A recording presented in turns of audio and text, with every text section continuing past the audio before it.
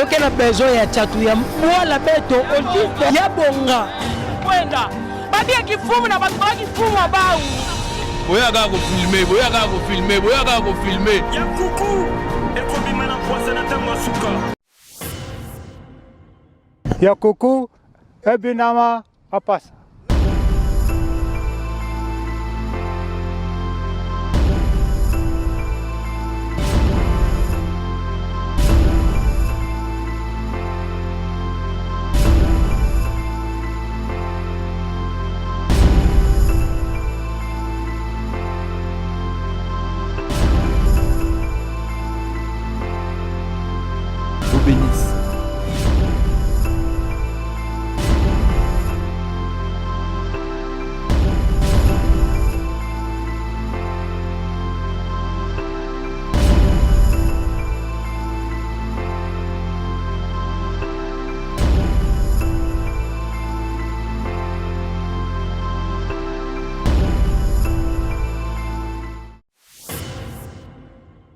Ya kuku ebinama apasa.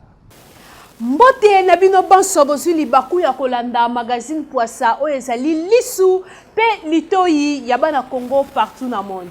Bino bomesana kolanda biso boyebake tozomi bongo na site na biso www.poissa-magazine.com, YouTube na biso Poissa Magazine, Facebook na biso Poissa Kin, tope na WhatsApp na biso na ba numéro oyo ezali affiché na se ya ba écran na bino. Tofongola bongo magazine ya pokwa lelo na gouvernorat ya Congo Central et pa wapi gouverneur ya province Atu Matubwa na Kuluki alobeli ba opérateur économique na likambu etali bo matisi ya biloko ya kolia pe na babiloko mususu. Chers compatriotes du Congo central, suite à la flambée des prix des denrées alimentaires et autres produits de première nécessité, flambée des prix constatée sur différents marchés à travers la province, en cette période de crise due à la pandémie du coronavirus Covid-19 et consécutivement au message numéro 004/CAB, /Mine, /Econat, /ABM, /2020 du 19 mars 2020 du ministère de l'économie nationale, demandant aux opérateurs économiques d'afficher une attitude de responsabilité et de solidarité au gouvernement de la République et à la population en ce moment difficile que traverse notre pays, en évitant d'augmenter les prix des biens et services de manière intempestive. Je demande à ces opérateurs économiques, grossistes et demi-grossistes, petits commerçants, revendeurs, distributeurs et autres détaillants qui seraient à la base de la hausse vertigineuse des prix de biens et de services, surtout des produits alimentaires et sanitaires indispensables à la population en cette période difficile, de revenir au bon sentiment et d'appliquer à leurs produits les prix initiaux auxquels ils étaient vendus avant le début de la pandémie du coronavirus. Je vous signifie que cette période de sensibilisation court jusqu'au mercredi 15 avril 2020 à minuit. À partir du jeudi 16 avril 2020, les inspecteurs économiques seront déployés sur terrain à travers toute la province pour constater les infractions en la matière et faire appliquer la rigueur de la loi à tous les récalcitrants qui ne s'en prendront qu'à eux-mêmes.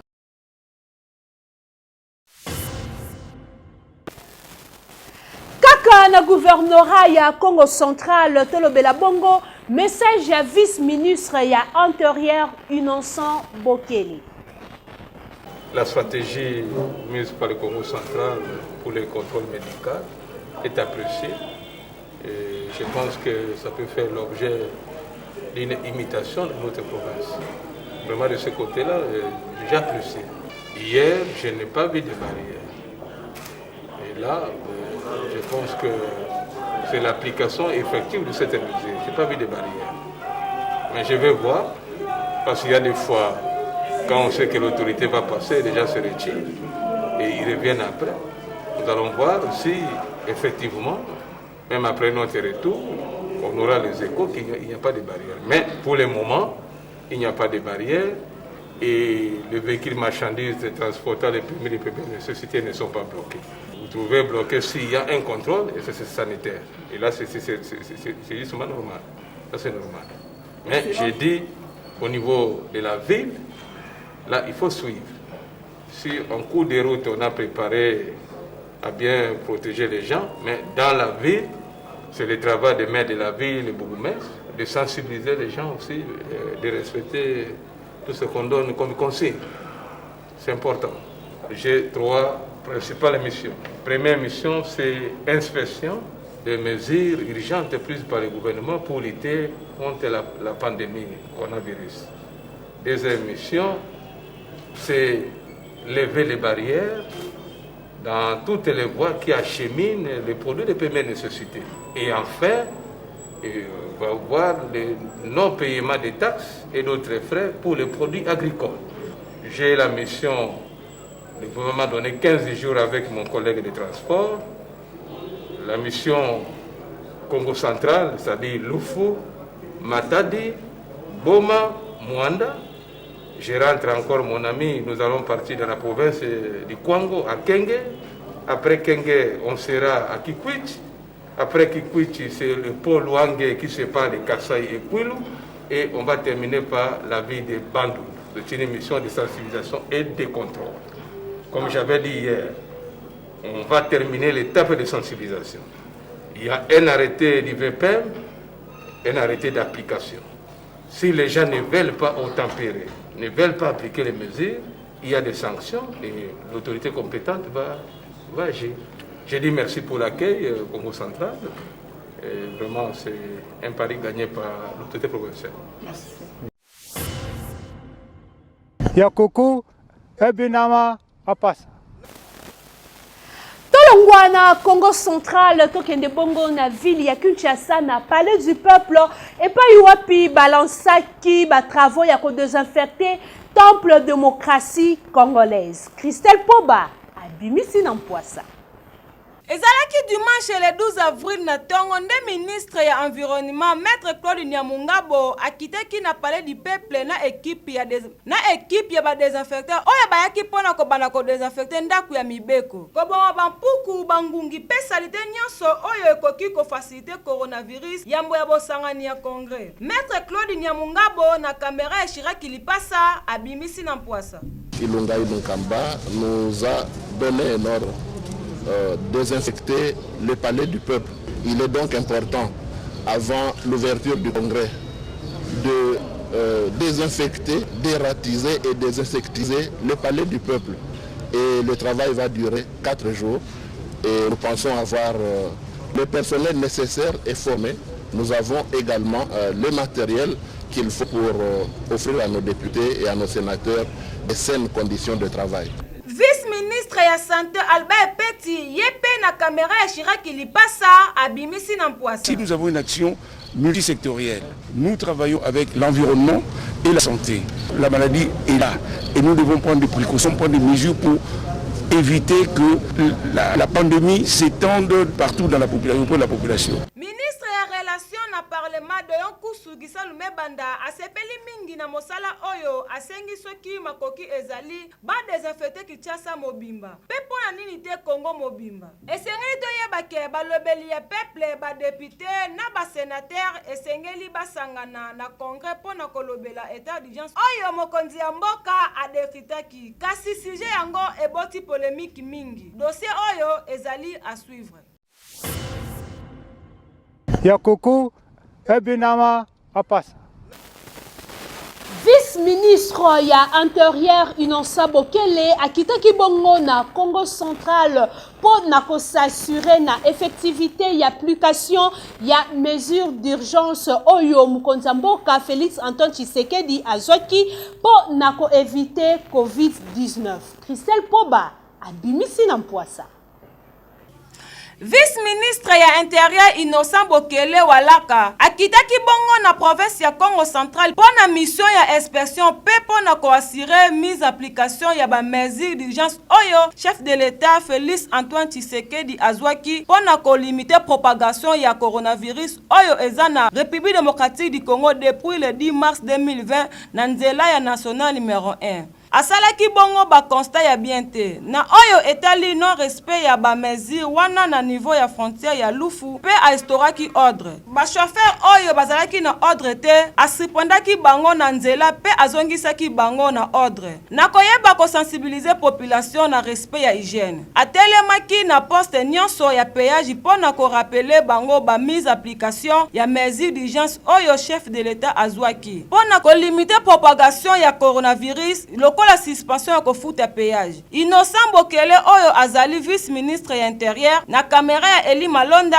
abimisi na Mpwasa. On perçoit aucune taxe et aucun frais pour les produits agricoles et politiques. Vraiment, c'est de suite d'application.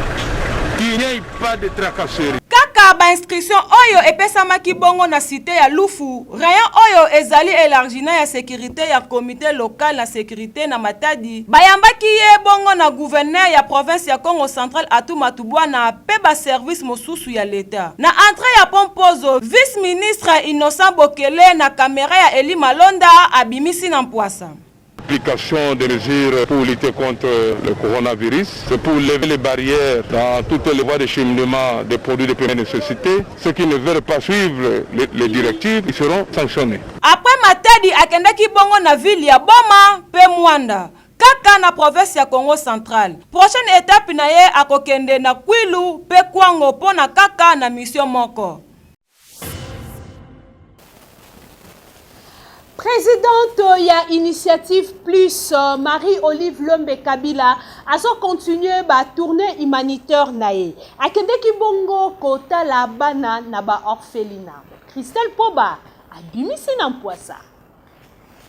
Marie-Olive Lembe Kabila a continué à poursuivre tournée humanitaire après l'Est. Moi, si Joseph Kabila Kabange a se rendu na ouest ya ville ya Kinshasa pour visiter ba orphelinat. Akendeki bongo na orphelinat ya Kimbondo epai wapi bayambaki ye malamu. Na orphelinat ya Kimbondo bazwaka en charge ya plus de 800 bana. Eza vraiment responsabilité ya makasi. Surtout na période o ya COVID-19, amemelaki bango biloko ebele ya kolia pe ba désinfectant. Aswaki wanate. Akendeki pe kotala ba handicap physique pe ayebaki na ko soulager bango na mwandambu ya massage. Na motema ya bolingo pe loboko oyo ezalaka toujours prêt pona kosunga. Père Igo oyo azali responsable ya orphelinat ya Kimbondo na caméra ya Chirac Lipasa abimisi na Mpwasa. Mais pas la première fois. Les grandes femmes connaissent l'intérieur et la souffrance.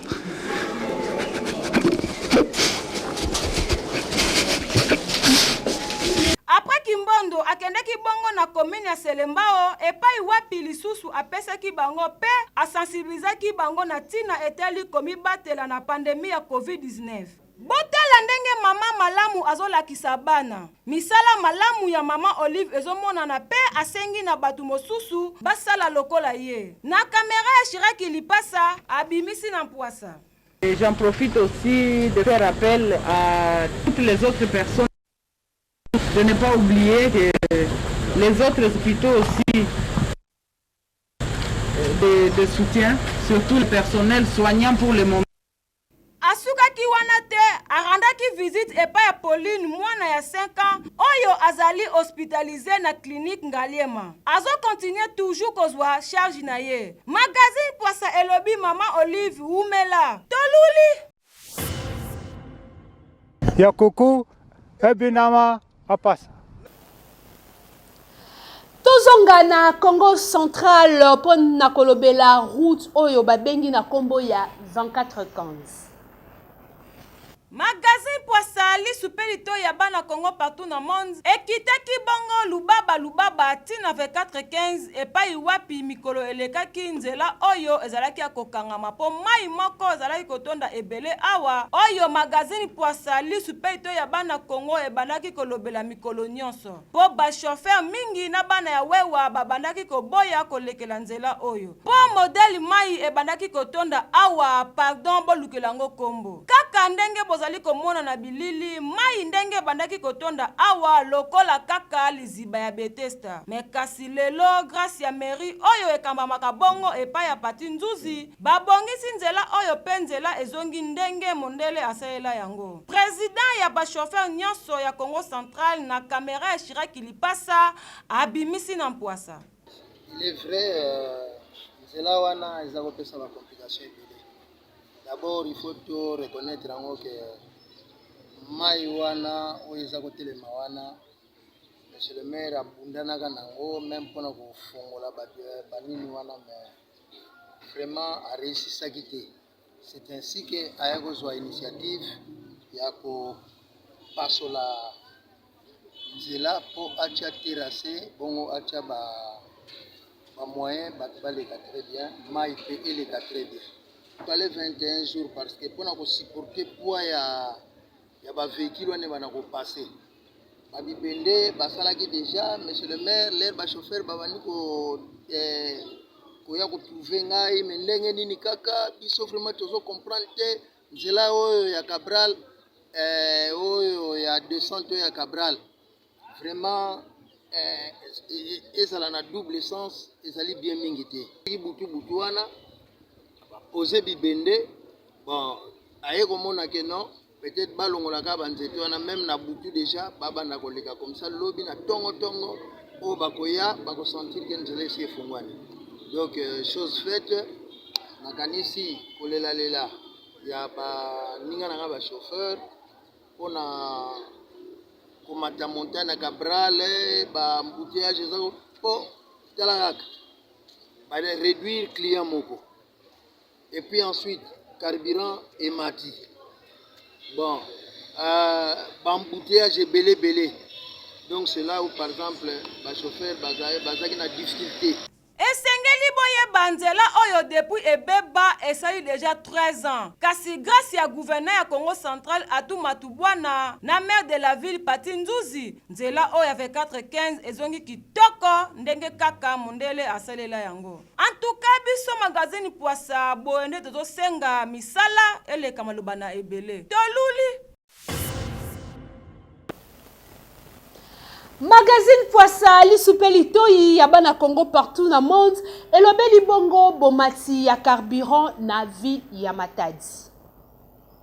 Magazine Poissa lisupelito ya bana Congo partout na monde ekitaki bongo na terrain na cadre kaka ya koyoka population na oyo etali bongo komata ya carburant pe lolenge ba chauffeur bazali kolela na système ya mutu moko liboso pe mibale na sima balobi bakolo mituka bazali kokitisa versement te donc cop ekomi mobulu makasi bana ya moto kolela pona augmentation ya carburant na bandeko na biso ya bakadafi tina na yango ndeko oya tekaka na kamera ya Chiraki Lipasa abimisi na Poissa. Essence na biso tozala na Angola awa na Congo essence ezalaka te. Tozala essence na Angola. Tango makambo ya malade ye yango esali ke essence mataboye ko ba frontière no eza okangama. Tosenga kaka nde ba frontière soki efungwami makambo se efungwami. Po biso ba Kadhafi biso nde tosunga peuple Congo tosunga ba chauffeur congolais. Tande ba Kadhafi mati do taxi pe komi passe. Basunga biso donc bafunga biso nde ba frontière tokomi na souffrance makasi ba 2200 ba 2500 ekosila nango donc tomosoma na cher parce que okena mwanda boye biloko ezobima te ba frontière ezao tokosenga kaka na bandeko na biso ya bakolo mituka ba comprendre le système oyo to pe ba comprendre bandeko na biso ba chauffeur po toza na système ya confinement esengeli totosa maloba ya mokonzi ya mboka. Magazine Poissa elobi dossier oyo eza à suivre. Kaka Kaka na likambu etali kosunga population, magazine Poissa et continue à accompagner maire de la ville Pati Nzuzi na likambu etali éclairage public. Magazine Poissa ali soupelito ya bana Congo partout na monde ekitaki bongo lubaba na ville précisément na gouvernorat ya Congo central. Epai wapi tomonaki maire de la ville Pati Nzuzi kolandela bongo misala ya éclairage public na ngambu oyo. Bandeko nyonso ya ngambu oyo basepeli na eloko oyo maire de la ville Pati Nzuzi asali. Pe basengi asuka kaka wana te. Na kamera ya Eli Malonda babimisi na Poissa. Mona lokola membre de l'éclairage public, et voilà ma bande à Mbote. Mais féliciter maire de la ville, Pati Nzuzi, parce que il y a une coupe de coups d'avoir des idées que vous avez mis d'ailleurs. Mais il y a une toile d'avoir des idées que vous avez mis d'ailleurs. Mais Pati Nzuzi, félicitations en tant que maire de la ville, continuez parce que il y a un qui tombe mais la boîte que voilà Mbote m'y attaque courir que la balle sauver, mais quand l'éclairage public là opère dans l'île, que voilà que ça la mousse Mbote. Il y a un peut-être la barrage à Inga ya beto ya kele. Peut-être mon passe la Kinshasa, fait. Regarde bana mutina za baki matadi ya nene ya kele. Matadi ya sukaka tina ndemba. Tina ndimba ntuani. Kala ba côté ba poto kele vatu na ba poto, ba tout la éclairage public. Parce que ba réhabiliter ba poto na ke déjà na éclairage public. Mais ba côté ka kitombe kele ba poto kele ve. Yoka ba poto ve aller créer aller créer. Ya ba maire de la ville Pati Nzuzi déjà créer. Ya ngena opération ya ba belge bikaka. Faut qu'on dise dans le salon qu'on dit mais les gens créer diaka soit ça ngeba ka moins possibilité nzampi ngembongo créer diaka ba poto en kaka diaka tous les hommes partout maintenant dans vivre ça insécurité pe ya katuka parce que ba côté qui tombe ngolo trop ya ke bena ba insécurité ba kuluna mais quand éclairage qui même ya public quoi côté ya ya ulito le mwinda kele ba tuke mona ke yina kuza kuna mutuna kuza kuna kuna mtu kana kuza kuna ke bali ya mbote ke papa français muke meneur d'homme mais encourager continuer donc quoi na utina tsuka tiba côté mina keleve mina kuma ya nzila donc mina ya nzila ce qui veut dire que éclairage public ya ko na tina suka tina babiwewe la mingi na diambu ya éclairage public na maire de la ville avait tourné ça là mais muna lomba na maire de la ville na gouvernement provincial qui tombe ke mingi na ville à Matadi façon me bande na balabala basuka kana balabala ve Matadi ke ya nene ba quartier kaka place ben sécurité kele to balenda sala ki moso mais tout la même ba poto ba me benda dia kan singa éclairage kota tina ba 4 place ben sécurité ke vanda na ville play insécurité ke vanda na vraiment ve na Belvedere même na ba nord na ba 4 na balabala kaka ve po bana ina ba mbene ina ba keso na ba quartier parce qui tombe kele na façon même so beza ba urbanisation ya Matadi ke vraiment bien mingivé. Donc il y a que une idée mosi ya mbote tona lomba ba kota tina ba quartier na ba voiture ke kota ve ba tout la ba poto ba sala ba tout la éclairage public. Maire de la ville Pati Nzuzi yepe azangaki malobate na caméra ya Eli Malonda abimisi na Poissa. Nous avons commencé à Londe 24h15 éclairé. Là nous sommes en ville. Nous sommes sur le rond-point. Après le rond-point, nous irons à l'entrée Séni, donc Palace. Nous montons à nord. Donc on finira par sortir par ITP, à Tezam, descendre par Cambanana, même à Magazine Shop. Nous allons arriver. Soyez patients. Ok? Aucun coin de Matadi sera oublié.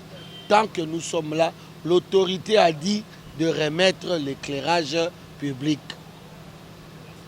Magazine Poissa li soupelito ya bana Congo eyoki makambu nyonso o maire de la ville alobi. Pe ekolandela dossier oyo na éclairage public bisika nyonso oyo maire de la ville akokende kozongisa to pe kotia ba éclairage public. Pona koyeba soki akozala kaka na sima maloba na ye. Magazine Poissa tolobi kaka dossier oyo eza à suivre. Tosukisa magazine ya pokwa lelo na toseka na Poissa.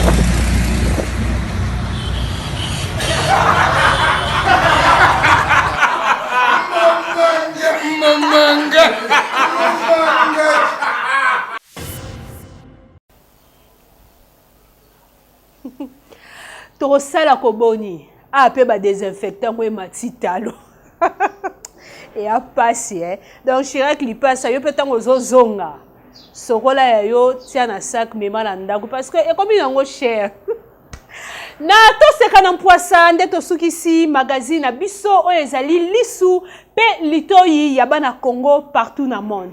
Merci na équipe technique pe na équipe rédactionnelle oyo emesana kosunga pour magazine na biso ekoka toujours kozala kitoko pe elengi. Pe merci na bino bomesana kolanda biso kaka ndenge na mesana koloba bolemba te parce que magazine ezana po na ko proposer bino biloko ya kitoko. Merci na partenaire na biso rdcongo.unitv ya Faustin Masola pe merci na ye moko Sango Mokonzi numéro masqué le DG Alambia pona yo loboko na ngezaka toujours likolo magazine Poissa tokutani lobby